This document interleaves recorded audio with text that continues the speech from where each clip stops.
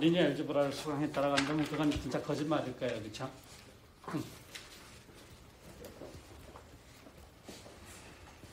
자, 이제 본격적으로 우리가 이 매트릭스의 어드밴스 파트들을 공부해 나가도록 하죠.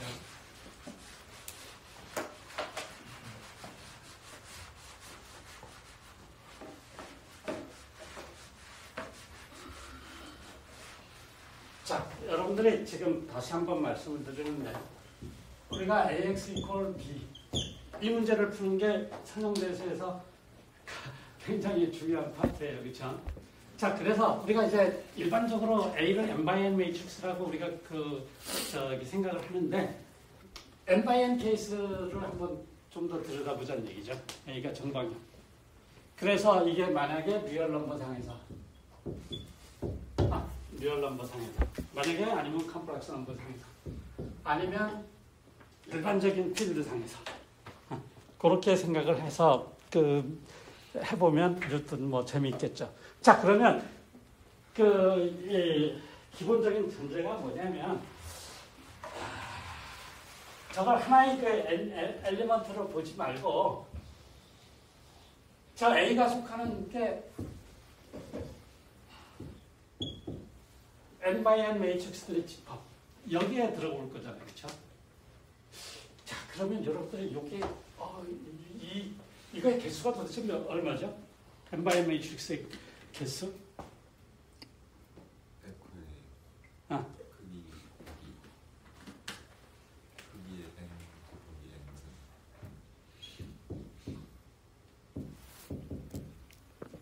사실은 이놈은 뭐랑 아이소모픽하냐면 F의 n 타임스 n 요거랑 아이소모픽이에요. 아이소모픽하죠. 그러니까 만약에 리얼 넘버 상이었다고 한다면 R n by n 그렇게. 그러니까 n의 제곱이죠. n의 제곱.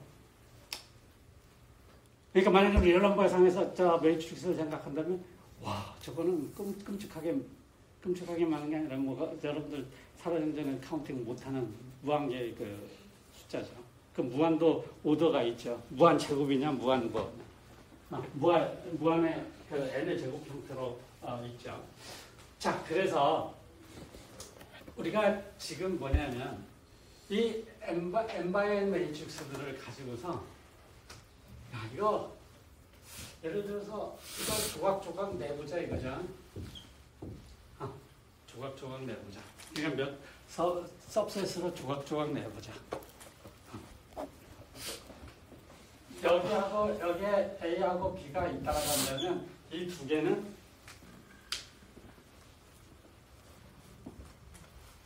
사촌간이라 쉽게 개념적으로 그러니까 되게 닮아 있다는 거죠. 사촌간이 뭐 닮아 있죠? 25%의 유전자가 공유되나요? 뭐 어쨌든.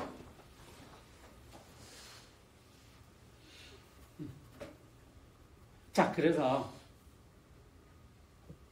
저 닮은 놈들끼리는 실제적으로 예를 들어서 여러분들이 요 A에 대한 솔루션을 알고 있다고 한다면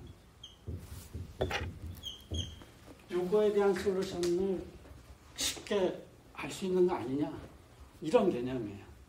그러니까 굳이 계산을 하지 않더라도. 그렇죠? 그러니까 이걸 소위 말해서 매트릭스를 이렇게 나누는 거. 여러분들 뭐 요즘 AI니까 AI에서 많이 얘기하는 게 뭐예요? 무슨 바이너리 클래시피케이션 문제 그런 문제들도 많이 나오죠. 그렇죠? 그거보다 이제 훨씬 클래시피케이션 AI에서 나오는 얘기가 아니라 원래 수학에서는 저 형태를 매트릭스 클래시피케이션이라고 그러죠. 그러니까 수학에서는 사실 어떤 대상이 있으면 그걸 이렇게 묶는 걸 굉장히 작업해요.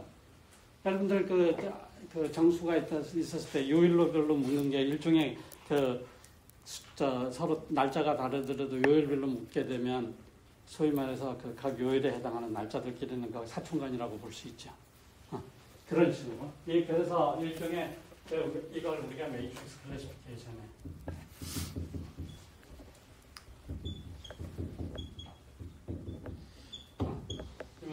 자, 그래서 이렇게 여기에서 A하고 B가 같은 세단에 들었다고 하면 닮은 놈으로 하겠다는 얘기죠. 닮은 놈. 이거 언제 닮은 놈은 어떻게 정의할 것이냐? 어떻게 정의해? 어떤 넌싱귤러 매트릭스가 있어요. 이건 넌싱귤러.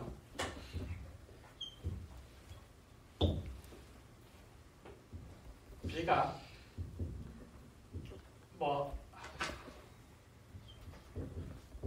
순서를 상관없는데 그 넌싱귤러 매트릭스가 있어서 S, A, S 로 표현할 수 있으면 저게 닮은 놈이라고 얘기를 하죠. 이게 시밀러하다. 그래서 시밀러한 것들끼리 묶어요. 그러면 시밀러하다는 얘기는 야, 두 개가 닮았다. 그럼 성질을 공유해야 될 거잖아요. 그렇죠? 성질을 공유해야 될 거잖아요. 그러면 A 매트릭스의 아이겐밸류와 B라는 매트릭스의 아이겐밸류는 고유치잖아요. 그렇죠? 고유치는 공유할까요? 공유해야죠. 그렇죠? 그러면 디터미넌트는 공유할까요? 공유해야죠. 왜? 디터미넌트는 아이겐밸류들의 프로덕트니까. 자, 그래서 여러분들 가만히 생각해 보면, 닮은 놈들끼리 묶으면 굉장히 중요한 문제가 생기겠네. 한 걸 인식하기 시작할 거예요. 자, 그 다음에 이제 들여다보면 가장 A하고 A 트랜스포즈 닮았을까요? 그러니까 바꿔에 비해서 A하고 A 트랜스포즈는 적절한 넌싱귤러 매트릭스가 있어가지고서 저렇게 곱해가지고 적절히 하면 이미 A라는 매트릭스하고 A 트랜스포즈 사이에는 저런 넌싱귤러 매트릭스가 있어가지고 저런 곱이 성립할까요? 어떨 것 같아요? 증명할 수 있어요? 증명한다는 얘기는 진짜로 그러한 S를 찾아내면 되겠죠. 그게 여러분들 어디인가 문제가 있어요. 저 문제 한번 들여다보세요. 자, 그래서 저 두 개가 실제로 우리가 대각선으로 들려면 닮긴 닮았죠. 실제로 닮아요. 그러니까 넌싱귤러 매트릭스가 존재해요. 실제로 여러분들 A하고 A 트랜스포즈가 닮다는 거에 대한 일종의 에비던스들이 어디에서 나타났냐면 첫 번째로 디터미넌트가 다 같죠. 디터미넌트가 같기 때문에 소위 말해서 캐릭터리스틱 폴리노미얼. 여러분들 사실 저 A하고 A 트랜스포즈의 캐릭터리스틱 폴리노미얼. 우리가 일반적인 매트릭스의 디터미넌트하고 A 트랜스포즈의 디터미넌트가 같기 때문에 일종의 캐릭터리스틱 폴리노미얼이 공유된다는 걸 조금 여러분들이 아마 체크할 수가 있을 거예요. 자, 그래서 그런 것들의 출발점이 아이겐밸류와 아이겐벡터예요. 이해하셨죠? 자, 그러면 한번 여기서 굉장히 뭔가 여러분들이 이것들 굉장히 재밌는 것들이 많이 나오겠구나 하는 걸 몸소 느낄 수 있겠죠. 자, 여러분들이 실제로 우리가 시스템을 배우고 있다고 한다면 시스템은 리니어 이퀘이션으로 표현되는 경우가 굉장히 많죠. 특히 리니어 시스템인 경우엔. 자, 그래서 미분 방정식으로 표현되는 시스템을 생각을 해봅시다. 거기서 우리가 이를테면 두 개의 어떤 포지션에서 여러분 두 개의 볼티지일 수도 있고 두 위치에서의 커런트일 수도 있어요. 그러니까 그 시스템에서 Y1과 Y2 두 개의 포지션에서 잡아봤더니 Y1의 미분한 값은 Y1 포지션의 4배, 그 다음에 Y2 서로 커플도 되어 있다는 얘기죠.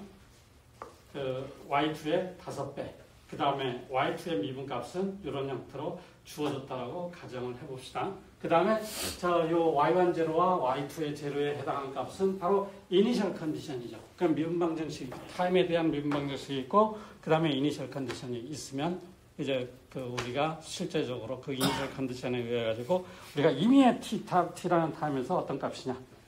그 미분 방정식에다가 우리가 어떤 로케이션에 대한 값이 있으면 그게 바운더리 컨디션인 거죠. 그러니까 여러분들 전자기하학에서 바운더리 컨디션이 있고 뭐 문제를 많이 풀었을 거예요. 전자기능 관련 문제를. 자, 그래서 이때 우리가 저 두 개의 그 함수가 있기 때문에 yt라는 것을 벡터 펑션으로 써서 첫 컴포넌트 y자게 첫 번째 컴포넌트는 y1이라는 거, 두 번째 거는 y2라는 함수로 두고요. 그 다음에 이거에 대해서 미분한다는 것을 우리가 이렇게 정의하는 거예요. 컴포넌트 y자게 미분한다라고 가정을 해봅시다. 전 약속이에요. 그 y2를 이렇게 두고 그거에 대한 미분은 컴포넌트 y자게 미분하자는 얘기죠. 자, 그러면 우리는 저는 저 y1 프라임 y2 저 좌변에 해당하는 것은 yt의 프라임이 될 거고요. 한번 미분한 것이 될 거고, 우변은 뭐냐면 여기에 y1, y2가 있으니까 여기 yt라는 거에 여기에 코에피션트 매트릭스가 있죠. 코에피션트 매트릭스가 -5, 마이너스 이런 형태로 구성이 될 거예요. 그 다음에 이니셜 컨디션은 t 대신에 제로를 대입한 게 이니셜 컨디션이 8하고 5. 자, 결국은 우리가 이 문제를 푸는 것은 y 프라임 t equal ayt, 그 다음에 y0는 이니셜 컨디션은 y0, 거기에 각각에 해당하는 게 바로 이 문제로 푸는 거예요. 그러니까 저걸 그 벡터 표현으로 매트릭스 노테이션으로 쓰게 되면 이렇다는 얘기죠. 그러니까 마치 여러분들의 그 상미분 방정식에서 1차 미분에 해당하는 그 일종의 이퀘이션이 만들어진 것처럼 벡터라이즈로 봤더니 저런 형태로 되어 있어요. 그러니까 여러분들이 만약에 그 스케일러 펑션이었다라고 한다면 요놈이 이런 형태였다고 한다면 솔루션이 어떻게 돼요? yt는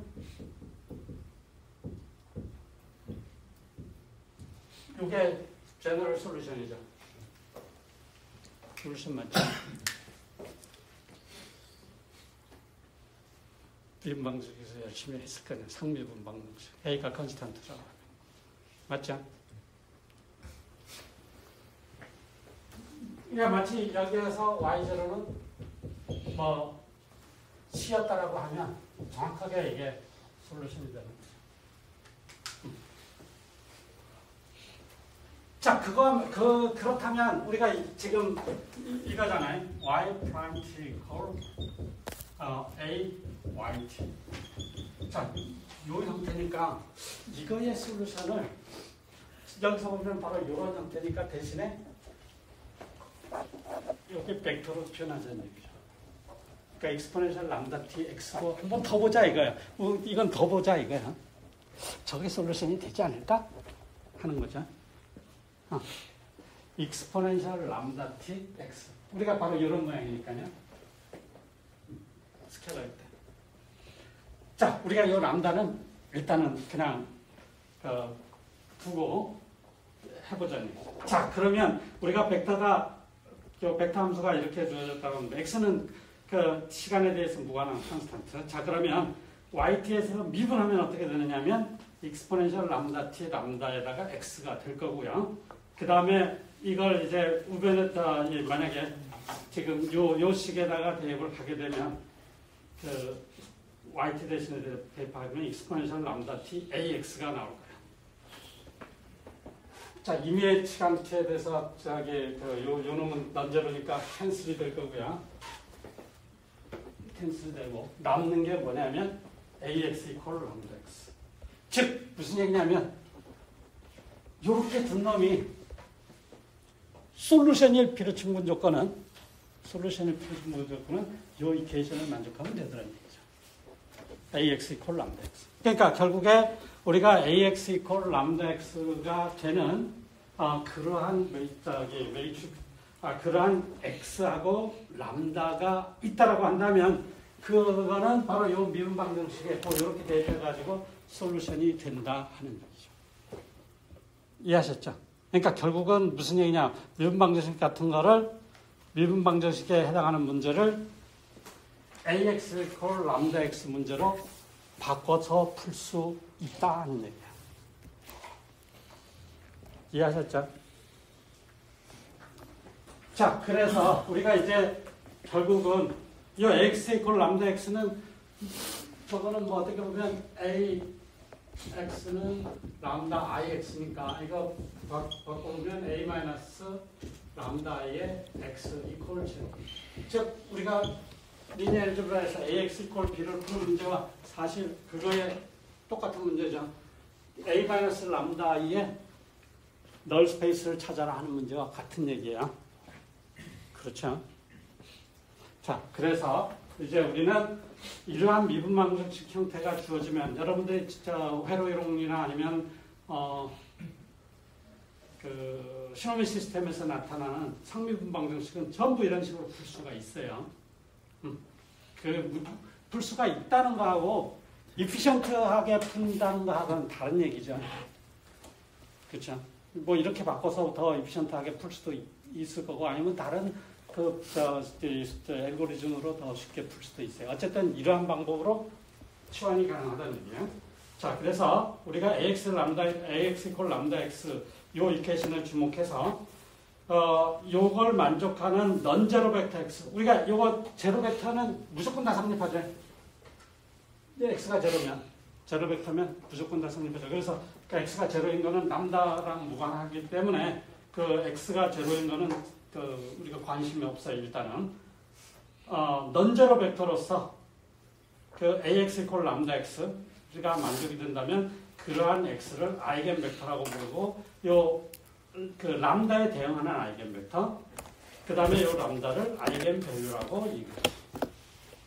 람다는 스케일러인 거죠. 특히 요 벡터 x를 그냥 아이겐 벡터라고만 부르지 않고요. 아이겐 밸류 람다에 대응하는 아이겐 벡터다. 이렇게 얘기를 할 수가 있습니다. 자, 그래서 여러분들이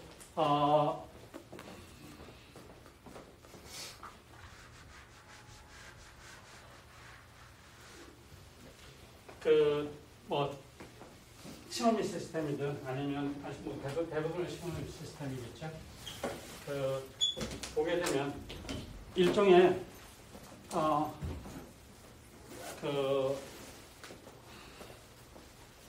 입력들의 집합. 만약에